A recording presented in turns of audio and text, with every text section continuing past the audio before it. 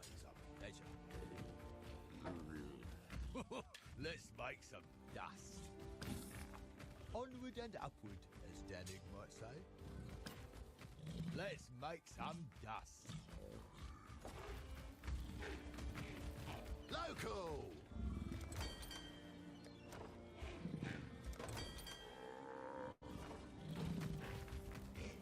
What do you need?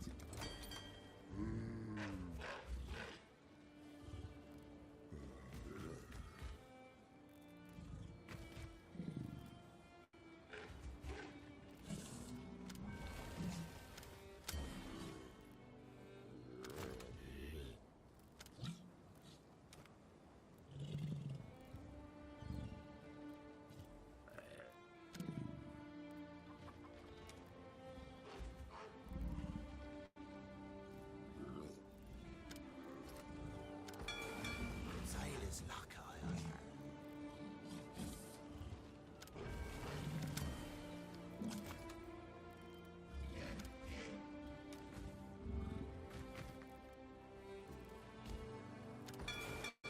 They're on their way. You've left something valuable in the device. Hail.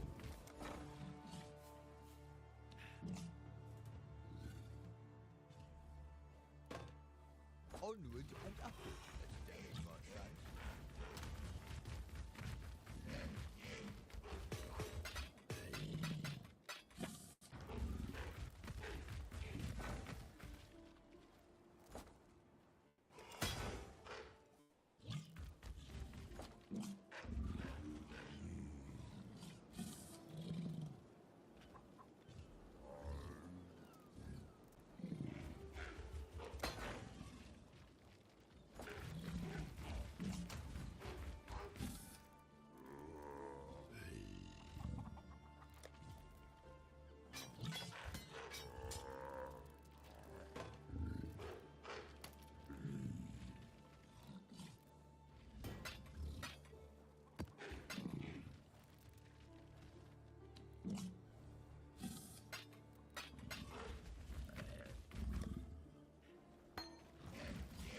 What can I do for you? Great job, Isla.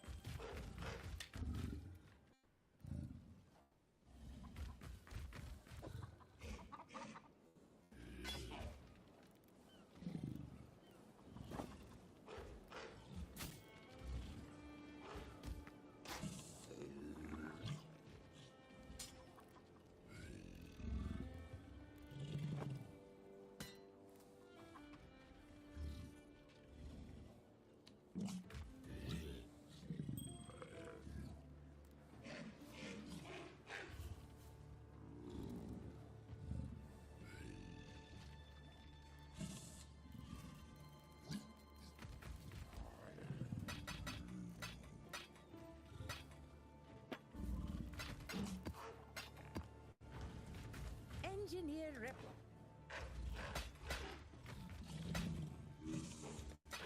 Great job.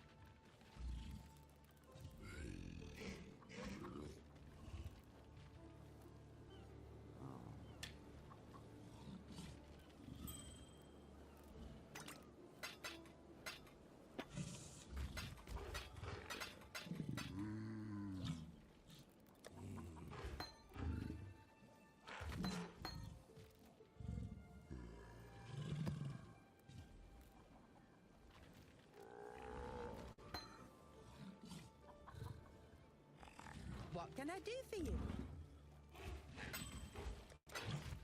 Great job, Isla.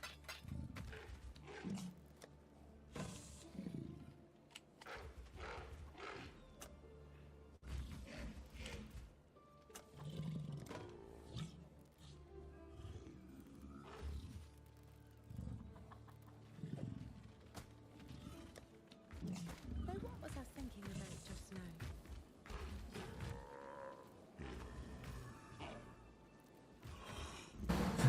What's up, Matt? Oh, shit.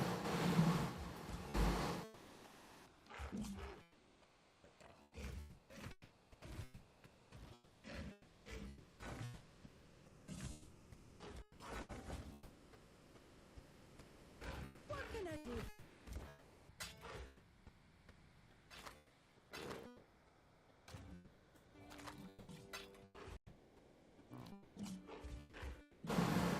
Well, this league just released, so I'm trying to play on this shit for a little bit.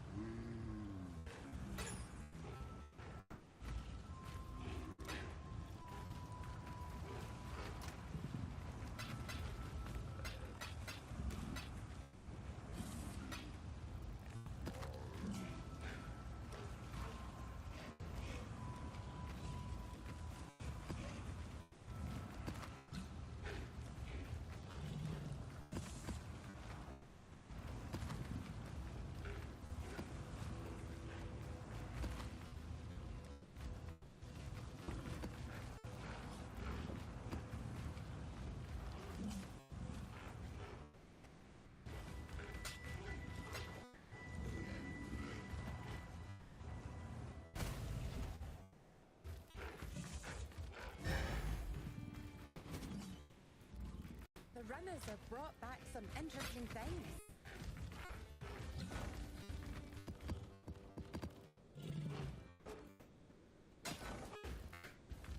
What can I do for you?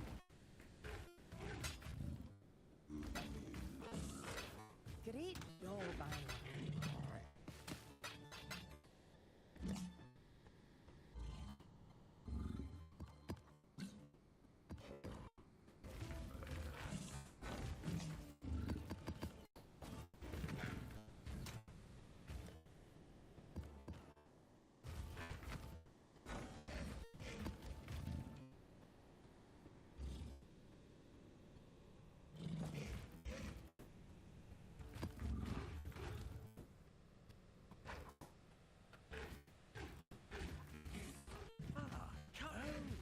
Who would you like to hire?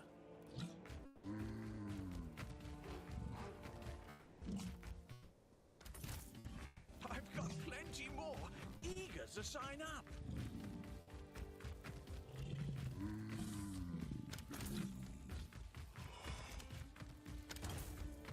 They can start immediately, and I'll get everything filled out later.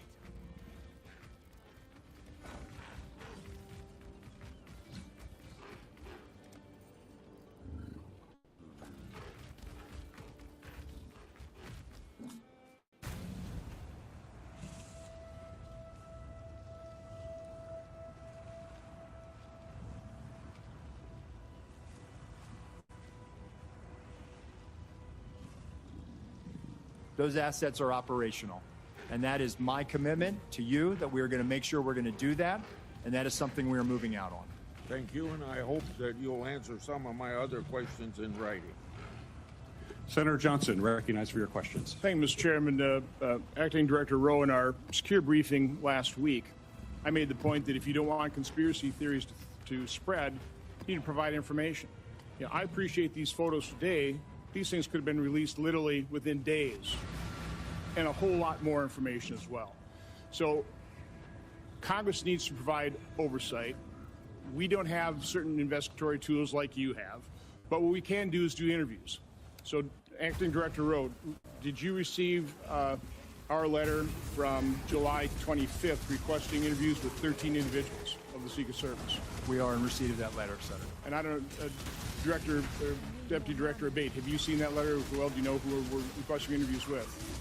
Senator, I have not seen. Okay.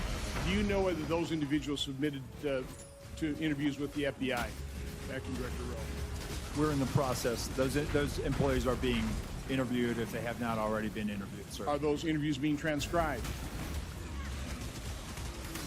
The FBI interviews, sir? Yes. But we have 302s on those. Yes, Senator, we will. Okay, when will Congress get those 302s? When will we get those transcriptions of those interviews? Senator, I'll take that back and we'll get those to you as soon as possible. So, Acting Director Rowe, when will those individuals be made available for Congress, for this committee to interview them? Senator, we'll make them available. How soon? Because memories are short, they can be influenced by events. We need these transcribed interviews as soon as possible. We will get that done, sir. Does Secret Service use encrypted communications at events? On our radio nets, we do, sir. Are those memorialized? Are those saved? The radio traffic from Butler, we did not have recordings. Do you normally? Not on the road outside of D.C. or outside of a presidential or vice presidential stop. So communications between Secret Service agents will not be available like we've gotten the communications from local law enforcement. I'm sorry, Senator. So we're not going to be able to get those communications. You didn't save them. No, sir. Which is very unfortunate. It is, sir. And moving forward, I've directed that we will now start recording those so that we will have them.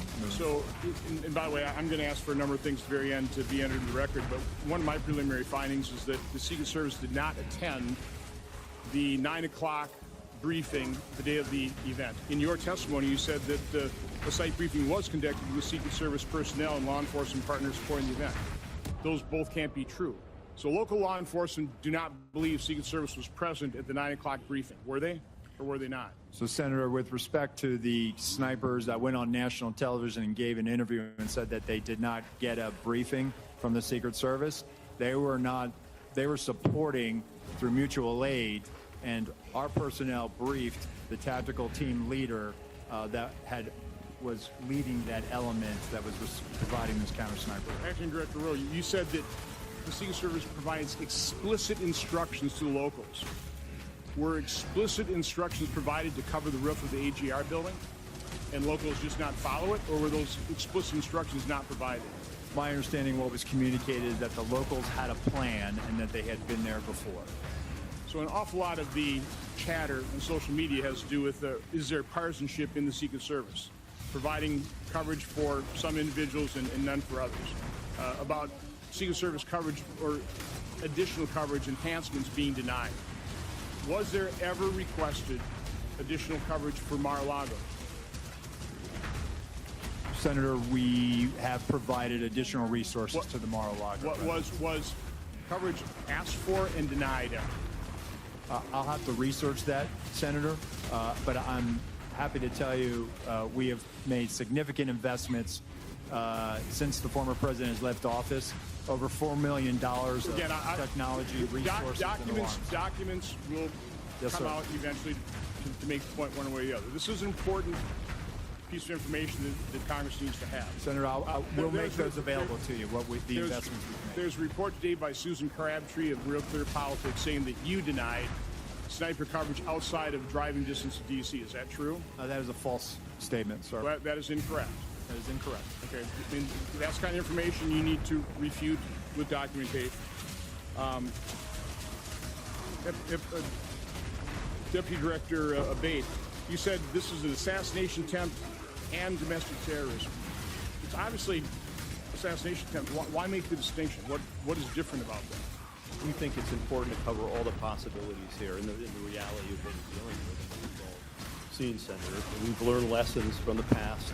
The tragic shooting at the baseball field was referenced here. We've learned a lesson from that. That was not opened properly. And we've made changes in the Bureau, and it's reflected here in terms of how this investigation is being approached with a completely open mind and inclusive of all the possibilities, including domestic terrorism. I fear that makes the investigation potentially partisan. Mr. Chairman, I would like to request that my July 14th letter to Attorney General Garland, Mayorkas, and Ray be entered in the record. It asks for all kinds of information, documentation, asks a lot of questions. My preliminary findings of July 21st and July 23rd, including timelines, a bunch of questions as well, be entered in the record. And then our updated timeline dated today. This goes not only by minute, by second. And we will continue to update this timeline as more information becomes public. This is the way you do investigations. We need to find out literally second by second what happens so the American public understands the truth. Without objection, so ordered. Senator Butler. Thank you, Mr. Chairman. Thank you to both of our chairmen and ranking members for holding this incredibly important hearing critically for the American people to understand the safety and security that is being provided to our national leaders. Thank you both for being here and for, again, answering the hard questions. This is a time of, I think, heightened attention. Deservedly so, not only for our national leaders, but for the teacher who decides that they're going to go and participate in their democracy, or the firefighter who wants to hear the voice and vision of the potential next leader of this country. My thoughts and prayers really are with those Pennsylvania families who have lost loved ones or have been critically injured.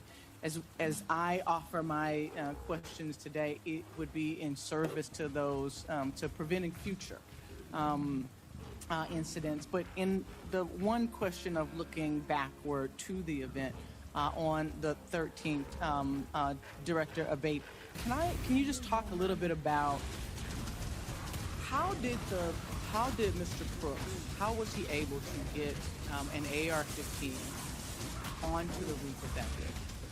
Does your investigation illuminate anything that we have learned to help to make that point more clear? We don't have definitive evidence yet as to how he got the rifle up there.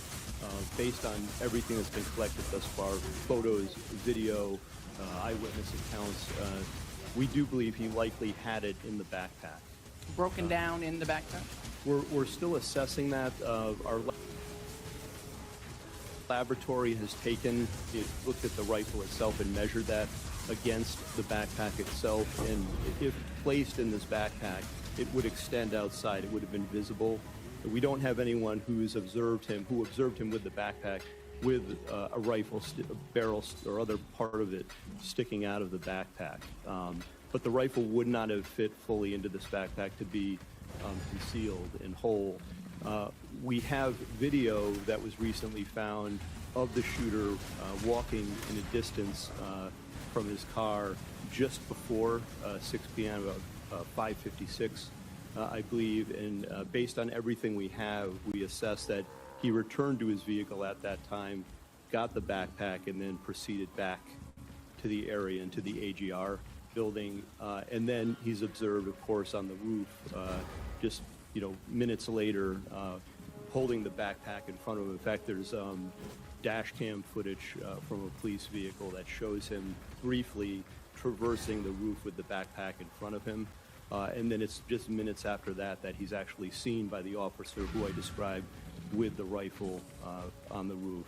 It's possible that he broke the rifle down, but we don't have conclusive evidence of that, and took it out of the bag on the roof in those moments before and reassembled it there. That's one of the theories we're looking at and working on right now. Thank you for that. You take me right, Acting Director Rowe. Thank you for your years of dedicated service and jumping in a hot time. But you take me right to this point of communication. There's been a lot of conversation about and even in your written and verbal testimony, you have talked a lot about the communication in the disparate nature in which it's happening across the different channels. One sort of foundational question that I have is, are all elements of an event communicated on the same channel? If I lost my kid and I'm at a big rally, are local law enforcement talking on the same channel about me losing my kid, that they're talking about a suspicious individual? So when it comes to the locals, they likely have some type of common channel that they work off of in a county or an adjoining municipality. When it comes to the Secret Service, we do have various channels for various agents and our uniformed division officers working specific aspects of that event.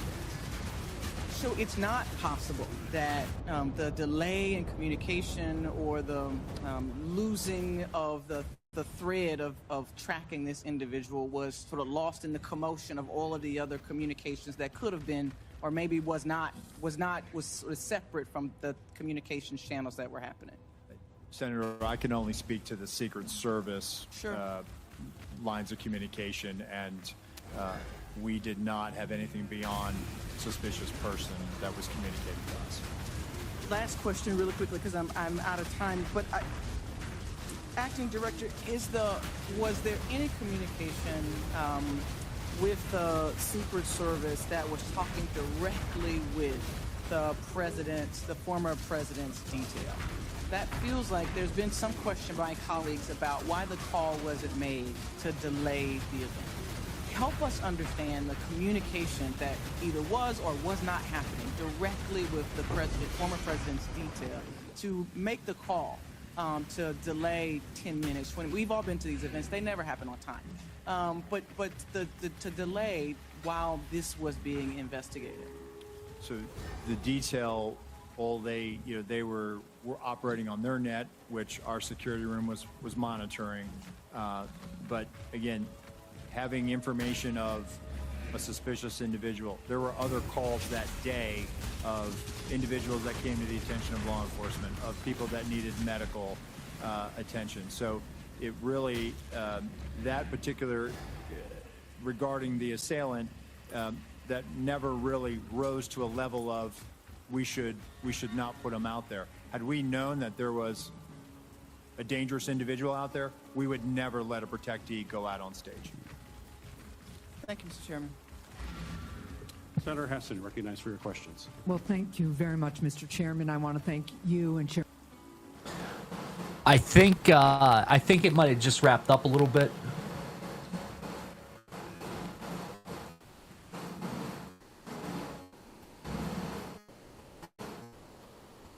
Yeah, it looks like it started 4 hours ago. So this is what, an hour 50 in right now?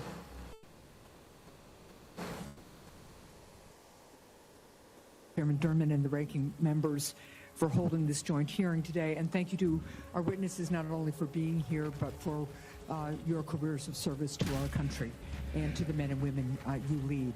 I am really grateful that former President Trump is safe and extend my sympathies to the family of Corey Comparator, who was fatally shot at the rally, and my sympathies to everyone who was injured. On July 13th, major failures nearly led to the assassination of a presidential candidate who is also a former president of the United States. The Secret Service has to be fully transparent about how this happened and how it's going to change moving forward, understanding there's also a need to balance Congress's engagement in oversight with allowing law enforcement to conduct an ongoing criminal investigation. I want to thank the agents of the Secret Service for selflessly acting to protect elected officials and their families and our former presidents. We're grateful for their sacrifices and their service, and I want to thank all law enforcement, and particularly law enforcement officers and first responders who worked to minimize harm to the crowd on July 13th. Mr. Rowe, I want to start with you. New Hampshire hosts many political rallies. Protecting the speakers and attendees at these events requires extensive coordination between state and local law enforcement, the Secret Service staff, and obviously campaign event staff. As a former governor, I've experienced some of the challenges that this type of coordination can create, but we know that this coordination is really essential to public safety. It's clear that there were significant coordination failures on July 13th. You told us earlier that the local SWAT team told the Secret Service that local law enforcement had eyes on the AGR roof. But there are reports that members of a local SWAT team never met with the Secret Service in the days before the Butler rally. What steps does the Secret Service take prior to political rallies to ensure that the agency is effectively coordinating with the candidate security details, with state and local law enforcement, and with campaign event staff? So as part of the advance process, Senator, as happened in Butler as well, there's a police meeting, and basically that initiates the advance. That's bringing in all the, not only emergency management officials, but all the state and local law enforcement agencies that may have aspects of supporting or assisting in that advance and on that visit. The focus of that police meeting, one, is to exchange numbers and business cards, and then coordinate times for walkthroughs. There were walkthroughs of the Butler Farm site with local law enforcement agencies that were supporting that visit. And that was directly as a result of having that police meeting to begin the process of figuring out, dividing up the labor areas of responsibility. So what you're telling me is that at that meeting, the Secret Service, the first meeting led to the walkthrough that the Secret Service does with local law enforcement, and that at least some members or directors of the local SWAT team would have been part of that process? Well, as I understand it, the Beaver County, they were seconded to assist Butler, but the Butler ESU team were part of the advance process. Okay. How many agents did the Secret Service provide to plan and secure this event, and how many people from state and local law enforcement agencies supported the security of this event? So in totality, between law enforcement, state and local. Happy birthday, bro. No, not yet. Gonna be 44 in December. Oh, Jesus. You're close to your little ARP card. Congrats.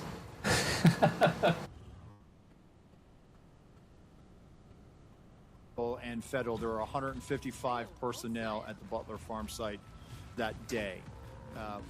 All combined Secret Service, it's in the 70s.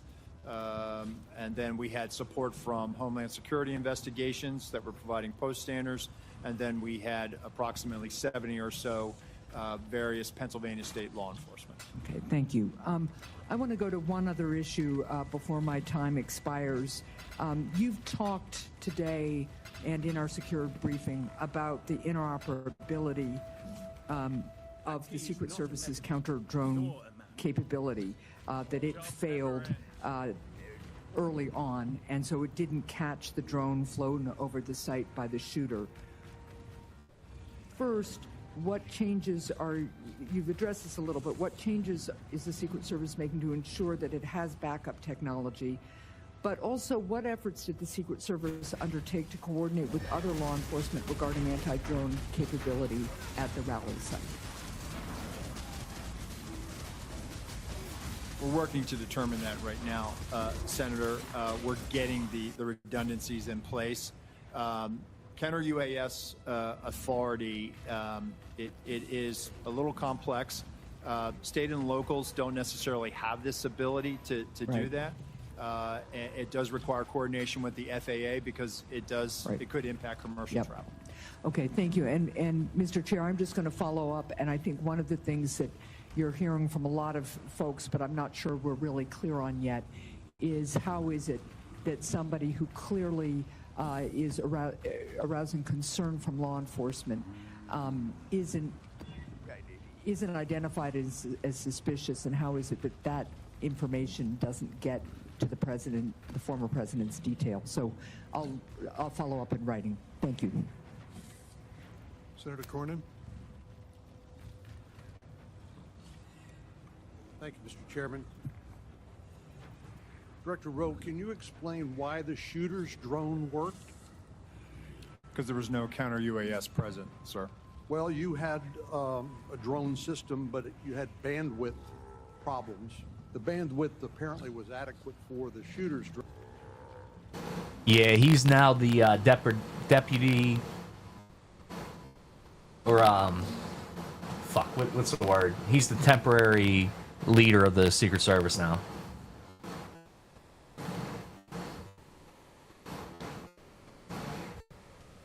Drone, but not for the Secret Service. Can you explain that? I have no explanation for it, sir. We also know that in a military context, electronic warfare or jamming capabilities are commonly used on the battlefield. Does the Secret Service have jamming capabilities or drones? We have drones, sir, and when it comes to, I have to be very careful about how I answer this one in an open forum.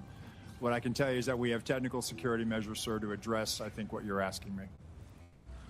Well, the question is, can you take down a suspicious drone? Because this can be used not only for surveillance by the shooter, which obviously it was here, but also drones can be weaponized and be used as a threat to the president, or in this case, the President Trump. Do you have the capacity to stop a weaponized drone? What I will tell you, sir, is that we have technical security measures that we utilize at permanently protected sites. We also have the ability in a limited fashion at temporary sites. What I can tell you is that on this day, the counter UAS system had technical difficulties and did not go operational until after 5 o'clock. So in this case, the shooter... I mean, her background was she was security for fucking Fritos. Frito-Lay, Doritos, and shit like that. She's an idiot.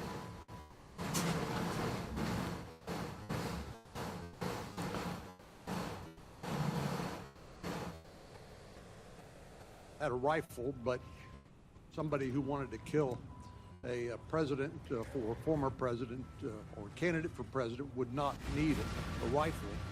They could use a drone, correct? It is a potential threat vector.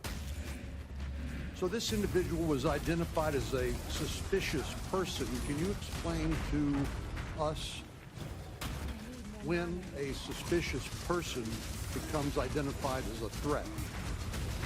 Well, I think it's also when a weapon or some other dangerous item has been presented. A rangefinder would not render someone a threat as opposed to somebody who was under suspicion? I think the rangefinder is what initially brought him to the attention of local law enforcement. And why would the president be allowed to take to the stage while a suspicious person had been identified and before the Secret Service or local law enforcement were able to investigate the circumstances? So at that time, Senator, suspicion had not risen to the level of threat or imminent harm. Well, you didn't. Ultimately, that suspicious person did become a threat. You think if the president had been asked not to take the stage during the time it took to investigate, to eliminate that suspicion, wouldn't that have been the appropriate way to deal with it? Senator, it certainly is one way to do it. This is a challenge for law enforcement in general, is that being able to you identify somebody that comes to your attention, and you're trying to determine what are their intentions. This is a challenge for law enforcement. The individual came to the attention for suspicion. He's on the outer perimeter, adjacent to the secured site. Law enforcement is circulating for him, but again, without additional information at that point, we're not rising to the level yet where perhaps we should pull him off or delay him. And I'm just suggesting that maybe, just maybe, President Trump's appearance should have been delayed while that suspicion could be adequately investigated. But I've always thought of the Secret Service as the best of the best when it comes to their willingness to put themselves in harm's way to protect the life of their person they are detailed to. And I think you described the very rigorous process by which people are screened. And I think you mentioned the 2% standard. People who are interested in serving, only a very small fraction of those individuals are actually accepted in the Secret Service because of the high standards that your agency has. But explain to me why the Secret Service, being an elite law enforcement agency, would delegate to local law enforcement or others who did not meet that same 2% standard. In other words, isn't that something that Secret Service should have covered as opposed to delegating it to local law enforcement? So, Senator, again, this is where I went back to earlier when I said it was a failure to challenge our assumptions. We assumed that the state and locals had it. By no means do I want to diminish the commitment, and I'm sure you agree. State and local law enforcement do their jobs every day and protect the communities that you represent. No doubt about it. So I think what we made an assumption that there was going to be uniform presence out there, that there would be sufficient eyes to cover that there was going to be counter-sniper teams in the AGR building, and I can assure you that we're not going to make that mistake again. Moving forward, I've directed our Office of Protective Operations. So this fool is basically saying it's not our fault. Oh, God. The most obvious spot you don't cover, you let someone else do. That when our counter snipers are up, their counter snipers are up, and they're on the roof as well. And we do this all the time with our colleagues in the New York City Police Department when we cover the United Nations General Assembly, and so that is our TTP moving forward. Director Rowe, I would just submit to you that those assumptions can be lethal.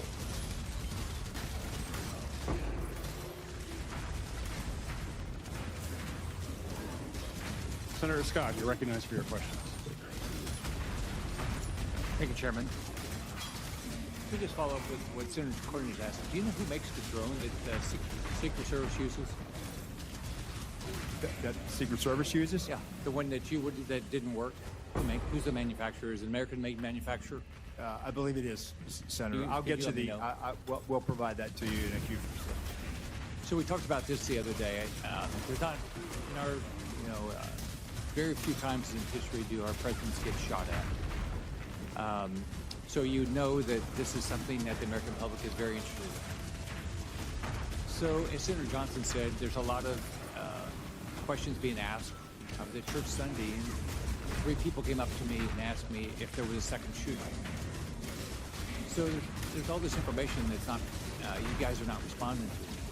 When I was governor of Florida, I had 2 mass shootings. I had the Pulse nightclub shooting. I had the Marjorie Stoneman Douglas shooting, and we did 2 or 3 times a day, local, state, federal law enforcement, FBI, everybody involved. We answered questions. What I asked you the other day is, why aren't you doing that? What you've allowed, what both of you have allowed, you've allowed the public to ask, to assume the negative. And so, which I don't get. I think you should have been doing, and I think you guys should have been doing all along, at least once a day press conferences. I think that you've got to tell the public what's going on. Having a hearing is really nice, but I think, how often are we going to do this? You're totally not going to do it here for another month and a half. So I asked you the other day, why aren't you doing press conferences? And are you going to commit to doing press conferences? I think what you all said the other day, you're going to ask Secretary Mayorkas and Director Wray if you guys could do those daily press conferences and start giving the public information. What's the answer? So, Senator, that's why, one... Yeah, it's crazy. The passing the blame. Just be real. Like, look, we did a shit job. He can't even commit to people getting fired who were in charge, who signed off on this bullshit. He has to be really careful, because if he says the wrong things, all his people will revolt on him and make his life hell. But then if he doesn't crack down on them, then no one's going to trust him. None of us, I'm here today. I'm here today to provide information and answer those questions. And we are moving towards doing more frequent releases of information, and we are willing to do that press conference. And once we get through this hearing today, we are going to, in all likelihood, do one this week.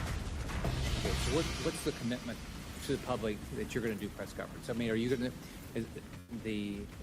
it's what, 17 days? The information, we are sitting 17 days into this, and I'm getting asked questions that I can't believe are true, but the public believes it's true. So what you all are doing is you're ruining your reputation, you impact the integrity of the federal government. It makes no sense to me. So are you going to commit to, are you going to do it once a month? And the FBI, the same thing, not just you. What did Director Wray say? Did he say you couldn't do it? Senator, if I may jump in here. First, thank you all for your guidance in this regard. And in fact, we haven't done something every day, no doubt about that. But we're focused from the FBI side on the investigation in part, as we laid out here today. We actually, based on your guidance, we did a media engagement, not a stand-up type press conference just yesterday, and laid out in full everything that I've shared here, and even beyond that, just in the interest of time. But we are, because of the intense interest in this and the implications and the national importance, we've literally provided everything through media and through journalists and here, all of the information that we have derived from the investigation thus far. We remain committed to do that in full, answering any and all questions and sharing any and all information we can. You guys realize the value of going in front of the press and answering all their questions? You realize that if you don't do it that way, everything gets filtered. You get to put out all the information, and you should be providing. You should. Yeah, it makes no sense. Again, when you have 8 females in his detail, one came and holster her gun. Like, you got to be kidding me. She comes up to his stomach. Oh yeah, that's great coverage.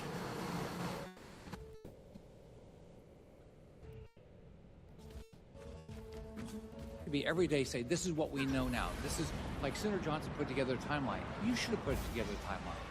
You should immediately put out, this is what we know right now, and this is what we don't know. Like you've said, you don't know how the gun got up there. Right? You've said it. But why have, that should have been out all along. We're looking at it, it doesn't make any sense. We've done this, we've done this, we've done this. You do, I mean, I just don't get it. Why would you do? You're ruining, I've said this about the FBI. I mean, the people that work at the FBI, people work at Secret Service, they're great people. You're a black hole. If you can't holster a gun when your primary job is to be protecting people, then you ain't spending no time at the range. You shouldn't be there. You shouldn't even have a gun. She should be in a room for a month straight, holstering and unholstering. It did, yeah. The movies from the 80s, yeah. 100%.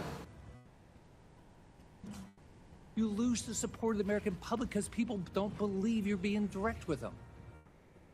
So I completely disagree with your approach. I just want to finish. I've got like everybody else. I said I did a letter July 18th. I haven't gotten any answers yet. I want to put it into the record. And I'd love to get the answers to this because this is what the public is asking for. They want more information. They want to know what happened, who's going to be held accountable, and how we're going to make sure this never happens. Without objection, the interview.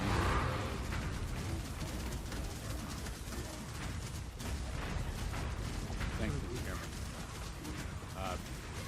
Thank you for being here, both of you, and more important, thank you for your professional dedication, your personal bravery, and your devotion to the ideals of law enforcement. I know for both of you this moment is a painful one, and Acting Director Rowe, I've heard you speak in a private setting very emotionally and passionately about the need to take responsibility and take action that will assure accountability. And I know that you share a commitment, along with Director Abate, to full public disclosure to the maximum extent possible. We can make speeches at you, and I've made one myself in that private setting about the need for broader, fuller disclosure to the public, not just in press conferences, but in the course of your investigation about what you know and feel you can disclose without compromising your investigation.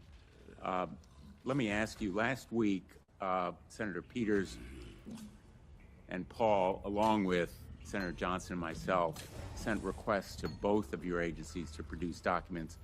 We've only received a handful so far. Can you commit to when we can expect those documents? We will get them to you as quickly as we can, Senator. Well, can we expect them this week?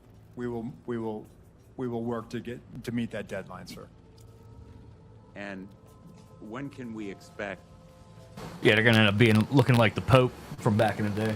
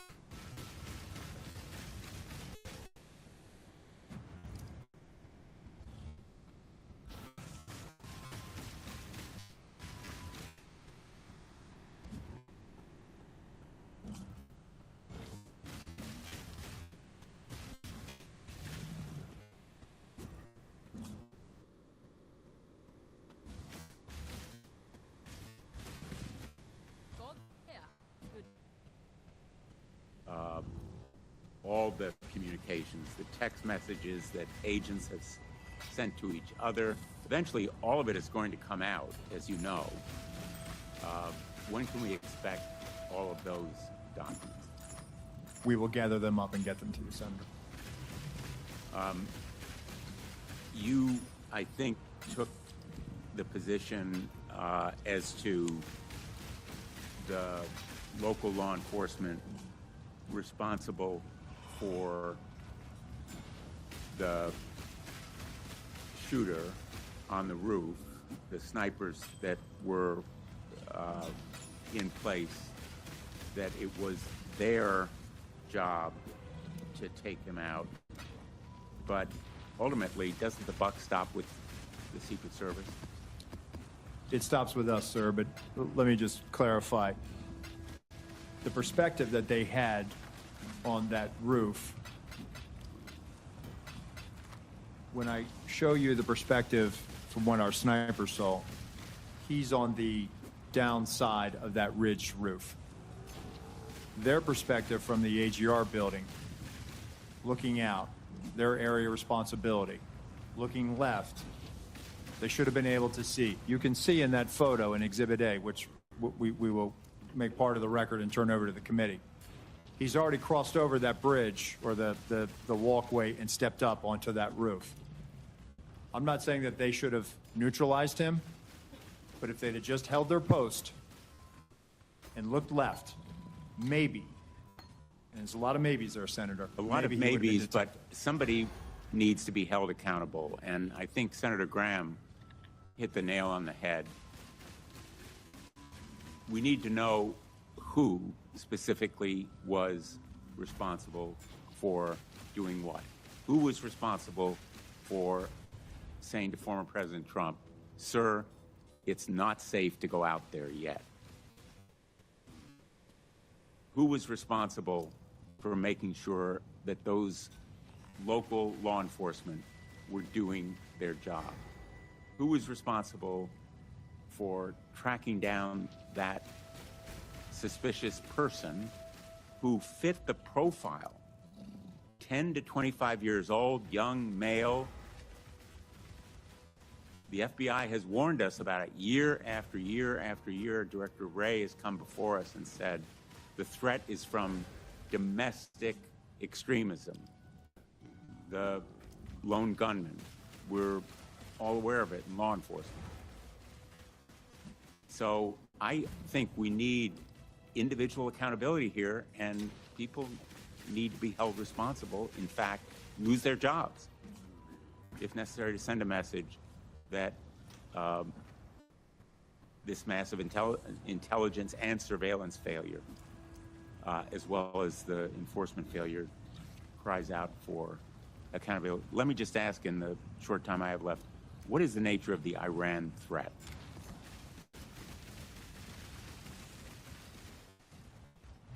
I'm sorry, Senator, could you repeat the question? What is the nature of the Iran threat, the threat to former President Trump that has been mentioned? Well, we know that, let me be clear here, the terrorist regime of Iran have been targeting people, our country, for many, many years now. We've talked about that here before. I want to be clear about that. From the FBI standpoint, we know publicly they've targeted former President Trump. They've called for his assassination along with other current and former government officials. That's public information. It's well known to everyone. A specific or imminent threat on July 13th? We have no information that there are any co-conspirators, or that foreign or domestic, including Iran, related to this. But we're not, I want to be clear, we have no evidence of that. We're not ruling anything out. We're looking into all possibilities and leaving our minds open to that. Was that on the minds of the Secret Service on July 13th, that there might be some threat from Iran? Sir, as Deputy Director Abate just said, we're aware of the public sentiment and statements of the government of Iran to do harm to Donald J. Trump, and we use a threat-based model. Thank you. Thank you. Senator Ossoff, you recognized for your questions. Thank you, Mr. Chairman, and thank you both for your testimony today and for your service. Mr. Rowe, I want to begin discussing Secret Service staffing and the extent to which HSI or other personnel are augmenting or backfilling inadequate Secret Service capacity generally and on the day of the assassination attempt. To what extent are HSI personnel, for example, filling close protection roles that would normally or optimally be filled by Secret Service personnel? So, thank you, Senator, for that question. So, as we have done, even back when we were with Treasury, we enlist during campaign years the assistance of other law enforcement agencies in that department. So, when we were in Treasury, we used ATF, we used IRSCI. When we transferred over to the Department of Homeland Security, we have brought that practice with us. So going into a campaign year or during a national special security event like the United Nations General Assembly, we will enter into a memorandum of assistance for the campaign with HSI. HSI will provide post standers, essentially federal agents, law enforcement, to be able to help secure a site. When it comes to close protection, the only time that we will utilize them is during a United Nations General Assembly, where they may be utilized to protect a low-level head of state or provide security at a hotel in New York City where those protectees are staying. So, on the day in question, all of the former president's close protection detail were full-time Secret Service personnel? They were, and they were assigned to the Donald Trump detail. Interoperability with other federal and state and local law enforcement agencies,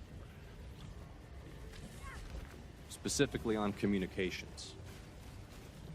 What have you determined to date played a role in failures to swiftly communicate between agencies the suspicion or identification of a threat?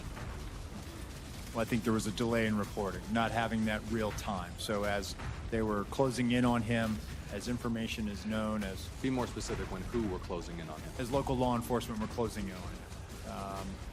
As he's seen scurrying across the roof, right? That information, and we're getting to the bottom of that. We're working on trying to figure out what was the delay. Why didn't we hear that coming out of the unified command? So based on the information I have right now, what I can tell you, Senator, is that apparently not having that real-time information is what really hindered us in being able to understand more than it was just the locals working an issue at the 3 o'clock. There was actually a little bit something more urgent than that.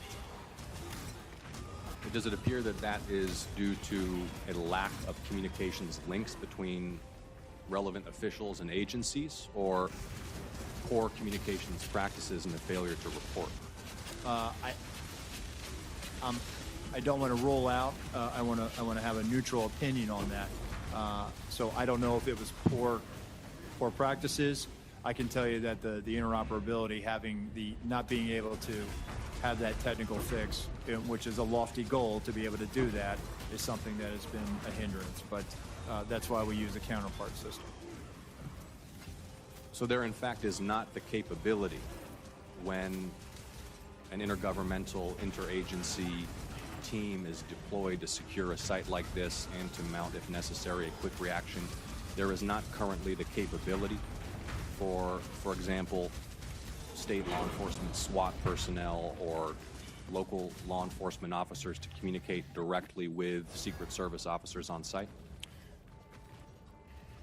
So technically you could do it, but it would take a long time to get it done. And for a 1 day or an 8-hour operation, it requires a lot.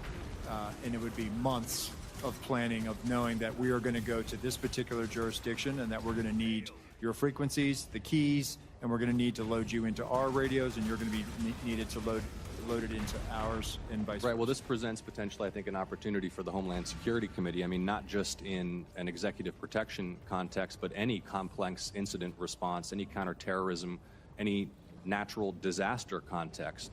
The inability swiftly to link personnel from disparate jurisdictions at the local, state, and federal level is a vulnerability for the nation, is it not? I would think, and based on my experience, being able to talk to other agencies in real time certainly would assist in that response. Mr. Chairman, do I have time for one more question?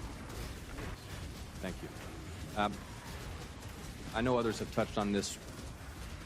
One of the things that's been most baffling to the public has been the failure to fully secure this structure, which even to a layperson's uninformed eye is clearly presents as a site from which an attack on the former president of this event could be mounted.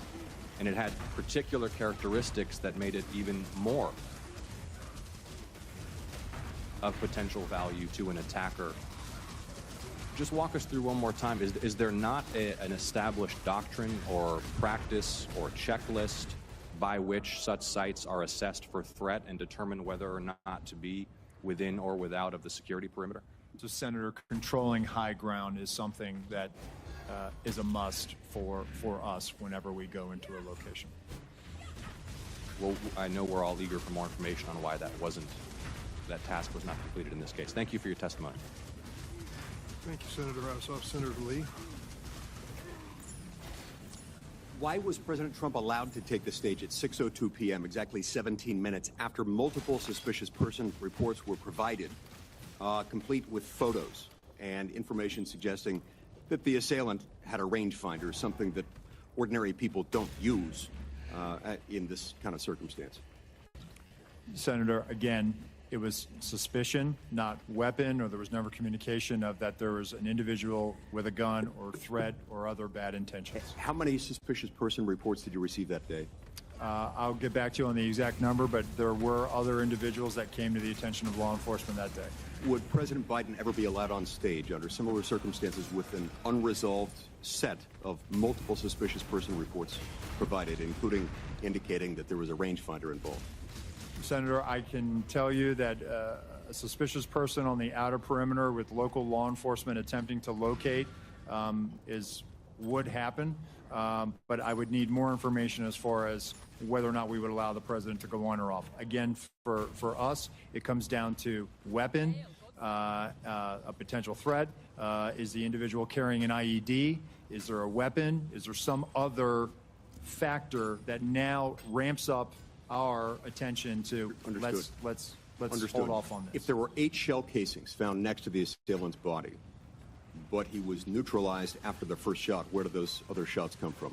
Where do the other shots go? As far as the assailant's shooting? Yes. So did the assailant get out 8 shots, or were those shell casings left from the day before? Where did they come from? The shooter, Senator, we believe fired 8 rounds. We had the shooting reconstruction team go out there for a period of days and collect all that. So we have bullet holes, bullet fragmentation, all taken back, and we're still putting together the trajectory and ballistic analysis, although we do have fragments of the bullets, and bullets have been collected in the distance from the shooter's weapon. Gotcha. It's my understanding there was a sniper team assigned to a window with complete overlook, complete view of the roof, the same rooftop, sloped rooftop, where the shots were fired. It's also my understanding, according to some whistleblower accounts, that post was abandoned. What can you tell me about that? Why was it abandoned? So I saw that from the colonel's testimony, sir, and it's something that I've asked, and our mission assurance is getting to the bottom of. And there were two-man counter-sniper teams from the locals that were in that AGR building. And so at some point they just left? That I don't have an answer for you on that, Senator, but it seems to me that if even one of them left, there should have been remaining some additional eyes left in that building. Yeah, that seems like something that maybe should be one of the very first questions you address. I'm actually surprised that you don't know that already, and I'd ask that you submit to us in writing what you learn as soon as you learn it. Will you commit to that? Yes, sir. What can you tell me about? Well, let me just state this way. Multiple requests were made by Trump's protective detail and by Trump's campaign team to the Secret Service for additional resources. I'm told that those were denied. And as I recall, the Secret Service spokesperson initially denied that such requests were made and denied. Why not tell the truth from the outset? What were they trying to do there? So, Senator, I don't think there was any intention to mislead. Seems like a pretty material fact, doesn't it? I Will you- saw that report. Go ahead, Senator. Will you commit to me that you will submit to us in writing what requests were made, by whom, and to whom, and when they were denied? I will, sir. Okay. Look, at the end of the day, we're looking at a situation in which, at a minimum, people knew that this guy had a gun at least 2 minutes before the shooting happened. I want to know what you can tell me about what happened during that final 2-minute period, where a whole bunch of people in the crowd saw and were shouting, "He's got a gun."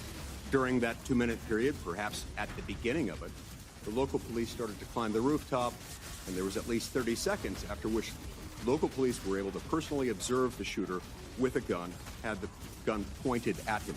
What happened during that time period, and why on earth was President Trump not removed from the stage at that moment? So again, Senator, the reason why President Trump was not removed was, again, we did not have anything more than locals working an issue at the 3 o'clock. Wasn't determined as to whether or not it was the same individual or not, and there was no report of The same individual as what? The same suspicious individual. Right, but we've left the category of suspicious individual at that point. You've got a guy with a gun on a rooftop 136 yards away from the stage. You know that he's got a gun at that point. What happened during that time period that did not result in President Trump, his protective detail, being notified of that and him immediately being removed from the situation? Senator, what I will say, and then I'll turn it over to Deputy Director Abate. No information regarding a weapon on the roof was ever passed to our personnel. How is that even possible? Do you want to comment to that? Senator, again, I believe that information, and this is probably something my colleague can expound on, information that was in law enforcement, local law enforcement channels, but did not cross over and make it to Secret Service awareness. Senator, just to clarify the timeline, so the individual was first seen by law enforcement on the roof at about 6:08. We're still working to perfect the timeline based on the radio comms and all that. It wasn't until at 6:11:03 seconds, the officer saw him and called out his arm. That was the first sighting where he had the rifle on the roof, and then he. And that was relayed to the Secret Service Command Center at that point. My understanding is no, Secret Service, it was not relayed to them. It's a narrower time frame, though. It's probably about maybe up to half a minute between the time he's seen with the rifle and when the shots are fired. But there's still time. At that point, if there were an open channel of communication in which they were able to tell him, he's got a gun, take him out. You could still take President Trump off the stage. You could have him duck. You could have the shooter neutralized. Do you not have a channel of communication by which they can say, gun, take him out? So again, Senator, that information stayed in local channels and did not make it over to Secret Service. Did they not consider that relevant? You're saying that you're saying that the local police didn't consider that relevant enough to pass along to the Secret Service? So I think that they were in the midst of dealing with a very critical situation, and they articulated that over the radio, as I understand it. However, it was never relayed over to us. Thank you, Senator Lee. Senator Hawley. Thank you, Mr. Chairman. Director Rowe, can you put your first poster, your first demonstrative back up? Please put A up, please. Let's make sure everybody can see it. This is the photograph, I believe, that you took, your team took of the roof, the AGR roof. Yeah, that's the one. Okay, so from this vantage point, as the law enforcement who are in those windows, as they look left, they should be able to see the shooter clearly there on the AGR second floor roof. My question is, why is there not a Secret Service counter sniper on that roof? So, Senator, when we post up, our methodology is to look at things that can see in on our protectees, so that they can provide that coverage. But why is there not a Secret Service counter sniper there with clear line of sight? That roof has a clear line of sight to the former president. Why didn't you put a Secret Service counter sniper there? the Secret Service's counter-sniper role is to neutralize those threats that are looking in on us from where the protectee is, not necessarily. You think maybe you might want to revise that protocol in light of what happened here? They were protecting the principal, and I think the principal got shot. Understand that, sir. So do you think you might want to revise the protocol? Let me ask you this. Who is the lead site agent who made the decision to leave the AGR building completely outside of the security perimeter? Who was that? Senator, I cannot give you that name. This person is operational. They're still doing investigations. They're still doing protective visits. Have they been relieved of duty? Senator, they have not been relieved name, of by duty. the way. Why have they not been relieved of duty? They are still cooperating, not only being interviewed by the FBI, but also by our Office of Professional Responsibility. And we will let the facts of the mission assurance and any further investigations play out. Isn't the fact that a former president was shot, that a good American is dead, that other Americans were critically wounded, isn't that enough mission failure for you to say that the person who decided that building should not be in the security perimeter probably ought to be stepped down? Senator, I think you're using the word decided, and I think we need to allow the investigation play out to include. Who did make the decision then? If it wasn't the lead site agent, who made the decision not to put that in the security perimeter? Senator, you're zeroing in on one particular agent. I want to find out exactly what was the entire decision process. So I think I want to be neutral and make sure that we get to the bottom of it and interview everybody in order to determine if there was more than one person who perhaps exercised bad judgment. Well, sure. My question is, why don't you relieve everybody of duty who made bad judgment? So, yeah, you're right. I am zeroing in on somebody. I'm trying to find somebody who's accountable here. You're telling me that the person who made the decision not to include this in the perimeter has not been relieved of duty. What about the person who is in charge of the interoperability of radio frequencies between local law enforcement and Secret Service? Has that person been relieved of duty? No, Senator, because interoperability is a challenge, is a greater challenge than just one person. On that day, we had a counterpart system. It failed spectacularly. As the person who made the decision to send Donald Trump onto stage knowing that you had a security situation, has that person been relieved of duty? No, sir, they haven't. Has the person who decided not to pull the former president off of stage when you knew that, in your words, the locals were working a serious security situation, has that person been relieved of duty? No, sir. Again, I refer you back to my original answer that we are investigating this through a mission assurance. And as opposed to zeroing in on one, what more do you need to investigate to know exactly what the what more do you decision-making need to process investigate was? to know that there were critical enough failures that some individuals ought to be held accountable? I mean, what more do you need to know? What I need to know is exactly what happened, and I need my investigators to do their job. And I cannot. A lot of people didn't do their jobs. I cannot put my thumb on the scale. Otherwise, what do you mean put your thumb on the scale? You're asking me, Senator, to completely make a rush to judgment about somebody failing. I acknowledge this was a failure of the Is it not prima facie that somebody has failed? A former president was shot. Sir, this could have been our Texas school book depository. I have lost sleep over that for the last 17 days, Then just like you fire have. somebody to And I will hold tell them you, accountable. Senator, I will tell you, Senator, that I will not rush to judgment, that people will be held accountable, and I will do so with integrity and not rush to judgment and put people I can't unfairly believe that you persecuted. are unfairly persecuted. Unfairly, We've got people sir, who are we dead. have to be able to have a proper investigation into this, Senator. You said earlier that you've got to make sure that your protocols are followed, and unless there's a protocol violation, people wouldn't be disciplined. I would just say to you, I don't really care that much about your protocols. I think if your protocols don't provide for the fact that when a former president is shot, when an American is killed, when other rally-goers, innocent people who just showed up on the day, when they are shot at and critically wounded, if that isn't a protocol violation prima facie, you should revise your protocols.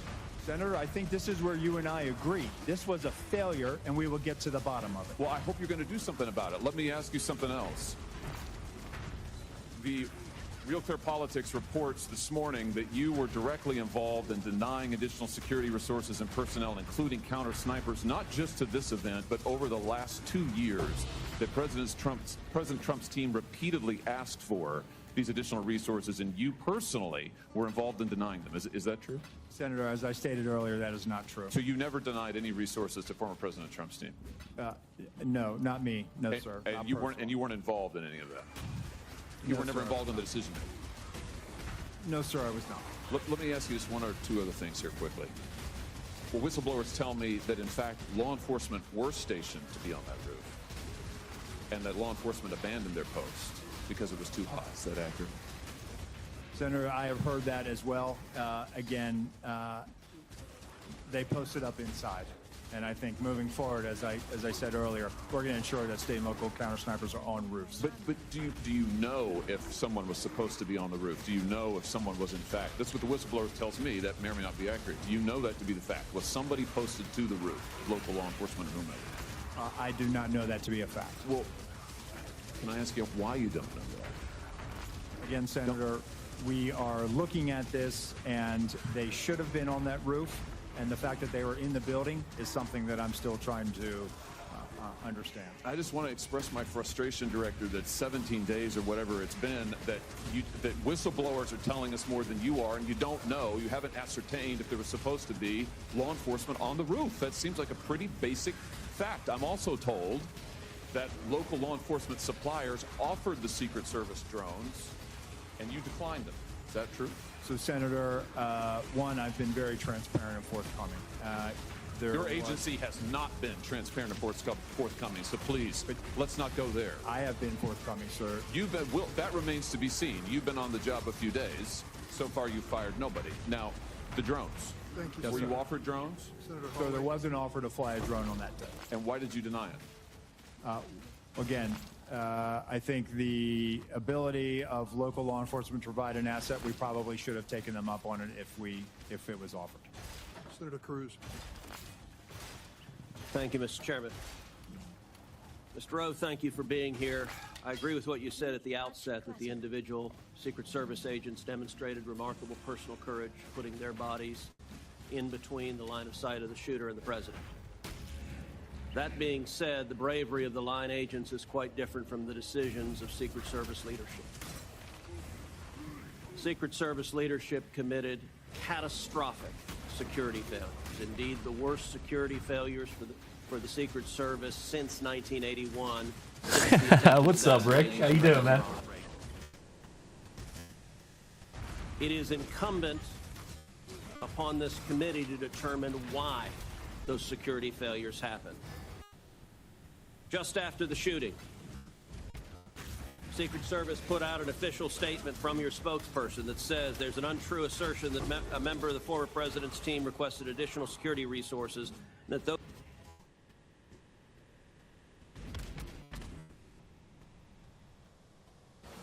Who the hell is Cancun Cruz? I'm just going to take that as a sign of disrespect, Mario.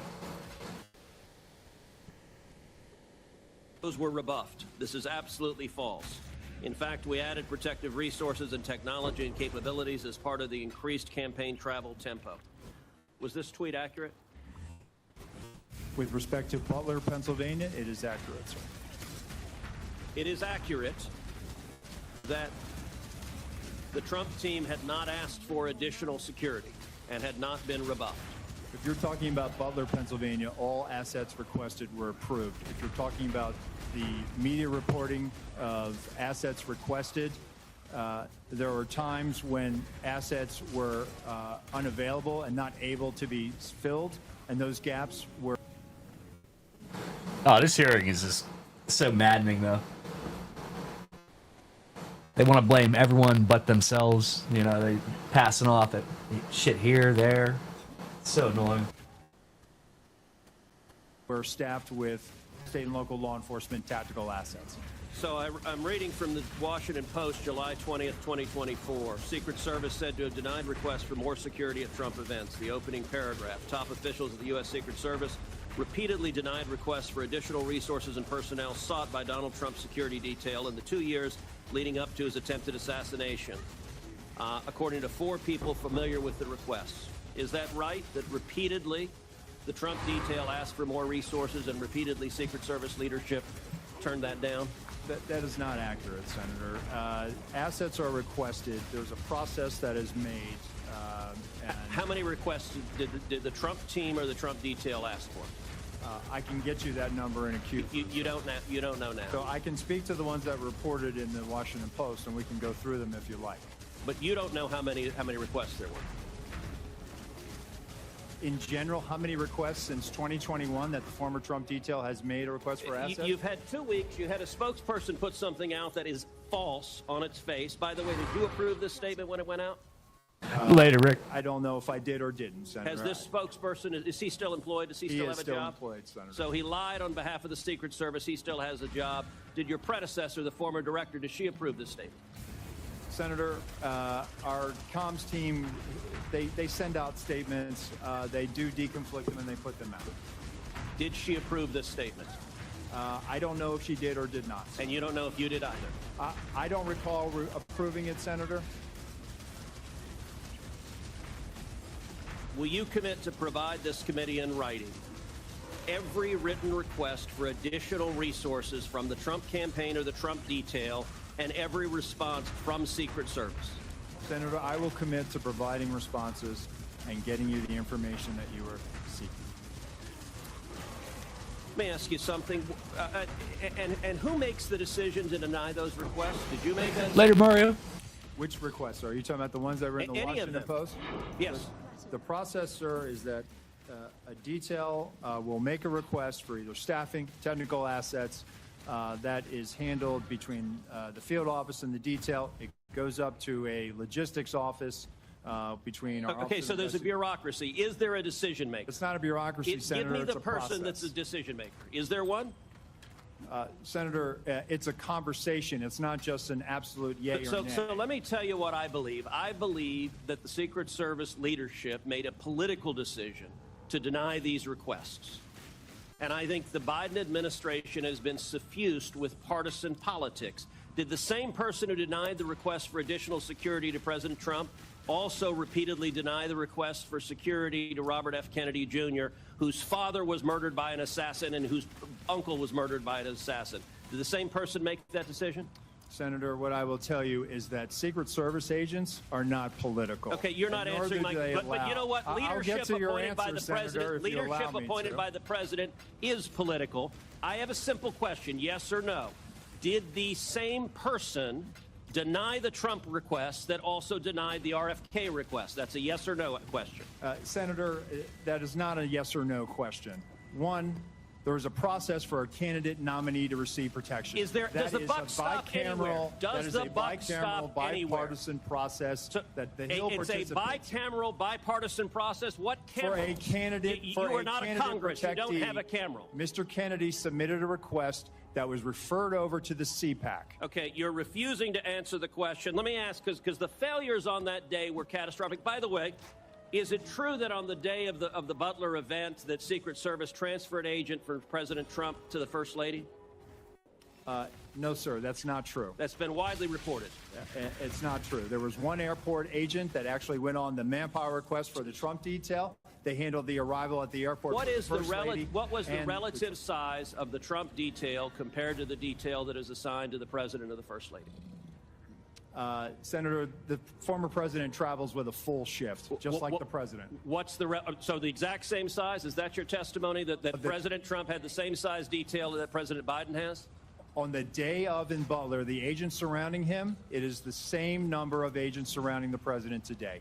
There is a difference between a sitting president who also not only... Hold on, you're using president in a way that is not clear. Is it your testimony that in Butler, Pennsylvania, Donald Trump had the same number of agents protecting him that Joe Biden has at a comparable event?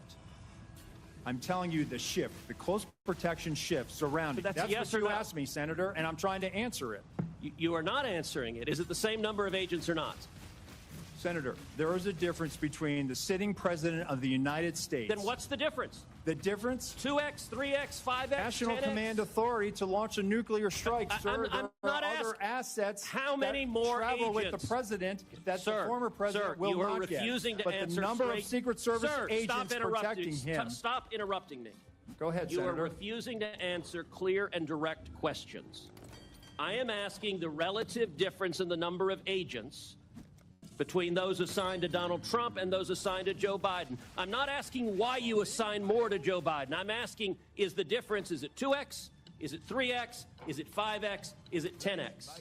Senator, I will get you that number so you can see it with your own eyes. Senator Marshall, you're recognized for your questions. Thank you, Mr. Chairman. Director Rowe, there was probably 10 buildings within sniper range of President Trump on that afternoon. Why was the building being used by the sniper not in the security zone? That's a question that I've asked, Senator. There was a decision that we were going to construct the site and it was going to maintain within the Butler Farm site, Butler Farm Show site. That building, that AGR, was right on the curtilage of our outer perimeter. And it's something that again, having been there and walked it, I had a hard time understanding. So there's no protocol that says anything within 300, 500 yards, direct line of the president, should be in or out of the security zone. There's not a protocol that describes that. So, Senator, what we try to do is we try to either control the high ground or mitigate line of sight concerns.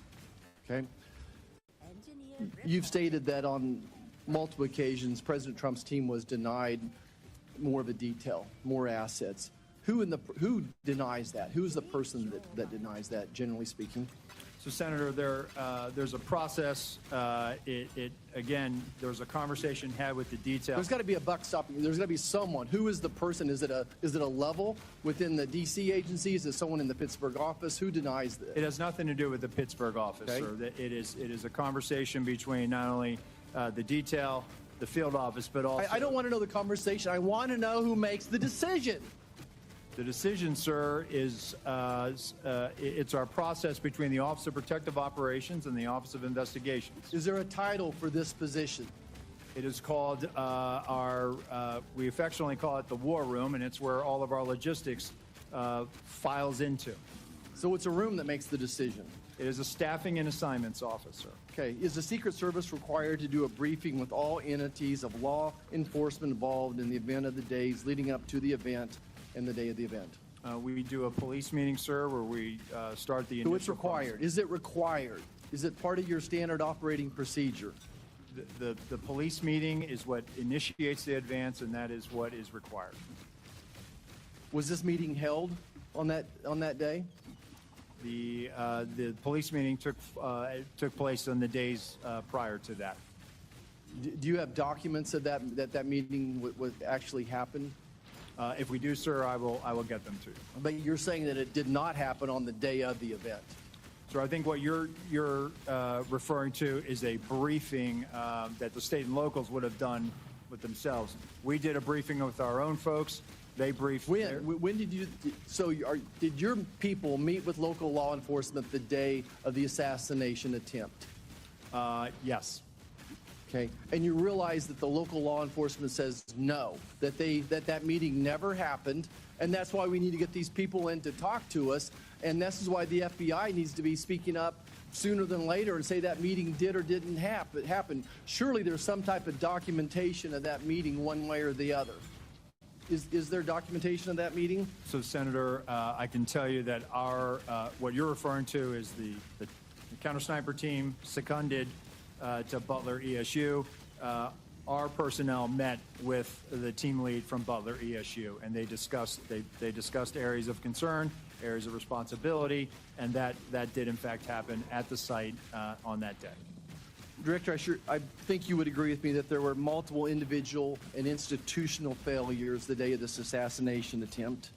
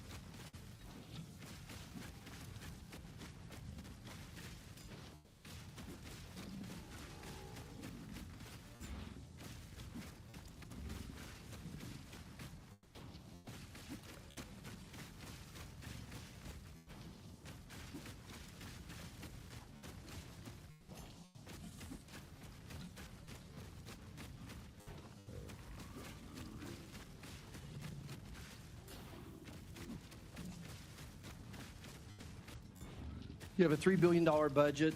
You're still 2,000 employees short.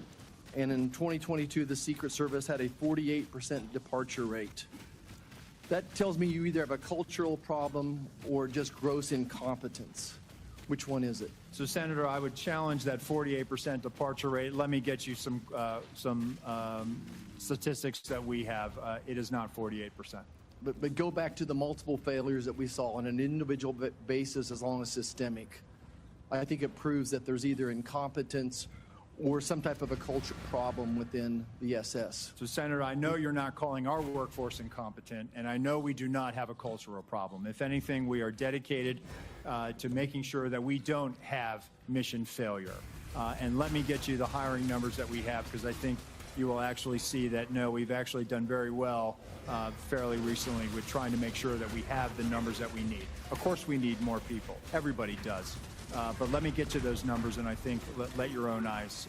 Would you also disagree with me when it's reported that almost 50% of the rank and file officers don't trust leadership within the Secret Service? Senator, I think it's the right of every worker to talk bad about their boss. Thank you. I yield back. Senator Hirono, you're recognized for your question. Thank you, Mr. Chairman. Clearly, there is a lot that the Secret Service has to answer for in this stunning security failure. But I do want to follow up on Mr. Abate's testimony that an online profile of the shooter may have been found, and you said it contains anti-Semitic and anti-immigrant postings. Can you elaborate? Have you found anything further in the shooter's profile? Senator, this was just discovered, as I mentioned, and it's being closely analyzed right now. We need to verify that it is, in fact, that it belonged to the now deceased shooter and that he made these comments. So that's why I felt it important in the interest of transparency to share that here, but add the caveat that we still have a lot of work to do, which we're working on quickly to determine that. It's of importance, I think, because if it is, in fact, the shooter that posted these comments, it's the first real indication where he's expressing what are described as extremist views and talking about political violence. I take it that once you determine that it was, in fact, the shooter who posted these kinds of comments, that you will let the public know as well as this committee? Absolutely, Senator. I think, in fact, it is very important that many of the perpetrators of mass shootings, etc., have these kinds of postings online that are very anti-immigrant, anti-Semitic, anti-everything. And it is really important as we determine the kind of profile for many of these shooters that we understand how critical it is that we are careful, how critically important it is that people are careful about what they're posting online, the misinformation, disinformation, everything else along those lines. This is for Mr. Abate once again. What kind of firearm, what kind of weapon did Crooks use in the assassination attempt? This was an AR-15 style rifle manufactured by a company named Panther Arms. And once again, many of the persons involved in these kinds of mass shootings use this particular kind of weapon. We know from similar hearings that the Judiciary Committee has had that we are a nation awash in guns. In your view, shouldn't we be doing more to prevent the easy accessibility of these kinds of firearms in our country? Senator, we're focused on collecting the facts. Who is this retard? Comment on something like that. Well, I know that that there is a hesitancy to ask about firearms and all of that, and I should think that as a law enforcement person that you probably have some opinions along those lines, but you don't want to articulate what to many people in our country. There's a causal factor here, the easy accessibility of guns, and I want to ask that question because I think it's important that the American people understand that we are a nation that is awash in guns, and we have more mass shootings than any other country, and yet we have been unable to pass the kind of laws that prevent these kinds of firearms to be easily available, that we have not done enough to promote gun safety in our country. And Mr. Chairman, I wanted to articulate that as the elephant in the room that nobody wants to address, including apparently our law enforcement officers. I am disappointed in that, but obviously we have work to do to create a much safer environment and to prevent persons who have these kinds of ideological perspectives and who are, I would say, who have these kinds of profiles to have such easy accessibility to the kind of firearms that can cause mass death and destruction. Thank you, Mr. Chairman. Senator Langford, recognized for your question. Chairman, thank you. Thank you both of you for testimony today. Director Rowe, future Vice President J.D. Vance was in my state this past week in Oklahoma City. I talked with some of the Secret Service folks that are there. They're doing a terrific job. I got a chance to be able to thank them personally for the tasks they're doing, and I know the Oklahoma folks in Secret Service, and they're very dedicated, incredibly sharp people on that team. So I know this is a challenge to all Secret Service. This is something every Secret Service agent wakes up every single day and wants to avoid. So please continue to be able to pass on our gratitude for the work they do every single day and for what's happening out there. So I appreciate that. Mr. Bate, I want to ask you about some of the interviews that happened. Y'all have done more than 400 interviews at this point. For the counter sniper team that was local law enforcement that was on the second floor overlooking that rooftop, have they been interviewed at this point? Yes, Senator. I believe that each of them have been interviewed. Do you know offhand if they were at their post at that time, able to look across that? They were at that post at sometimes. Do we know they were at that post at 6:08 to 6:11? My understanding, and I want to be fair, I have not read the reports directly, but I've been briefed on some of it. They were at times during the time frame we're talking about here on post within the AGR building. And I do believe, but I would want to confirm this at some point, one or more did venture out in an effort to locate and isolate the. We understand from the timeline that they were also looking for this individual that was suspicious, that they had left that post to be able to try to look for him on the ground at different points to try to be able to see if they could get a different perspective. What we're trying to figure out is during that time period that he actually climbed on the roof, assembled a firearm or took a firearm with him or picked one up, whatever it might have been there, that they were able to actually see him if they were able to look left, as been acknowledged in the photos that are up there.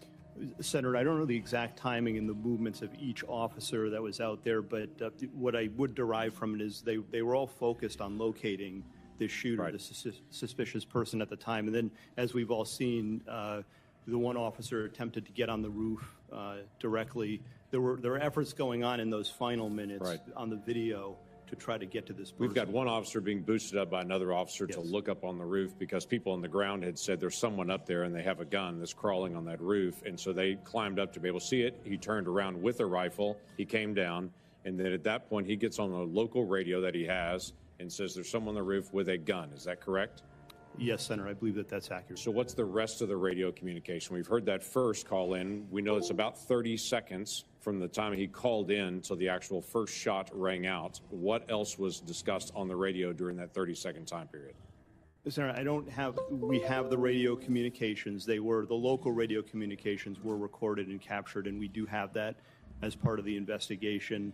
The key points to me, that local officer communicating that he sees the individuals, he's armed. That's at about 6:11 in some seconds. I think it's 3 seconds. And then he identifies it as a long gun at about 6:11 and 11 seconds. And the shots, which all happen quickly together, I believe happen within probably 30 seconds. So we're talking about over the radio because there's a command center there Yes. where all radios, including the local, they're all being listened to try to be able to review. There's a statement that has the word gun in it that's coming out across the radio. We only know that first communication. We don't know what came back and forth on that. We'd like to get transcripts of that conversation that was done in local law enforcement. But coming into that command center, there's also the word gun coming through one of the radio frequencies. I would think that would be communicated pretty quickly to everybody across the spectrum. 30 seconds is not long, but that's an NFL play plus a huddle plus the next play. I mean, Yes, that's quite a bit of time still to be able to respond. When Secret Service moved to be able to protect the president once the first shots were fired, within 2 seconds, they're gathered around him. So trying to be able to figure out where the word gun got lost in radio communication here and what else was said. Certainly we will share the communications with you and the committees, Senator. I will note, just from my notes, there was effort within those minutes and seconds once the gun was announced. There's other communications where the local police are talking about deploying a QRF and responding, and that they've got the building surrounded. So it's not an avoid. I don't want to give you the misimpression. Right, I understand, but typically I would assume for Secret Service, if they hear over the radio over something gun, they're moving to be able to protect the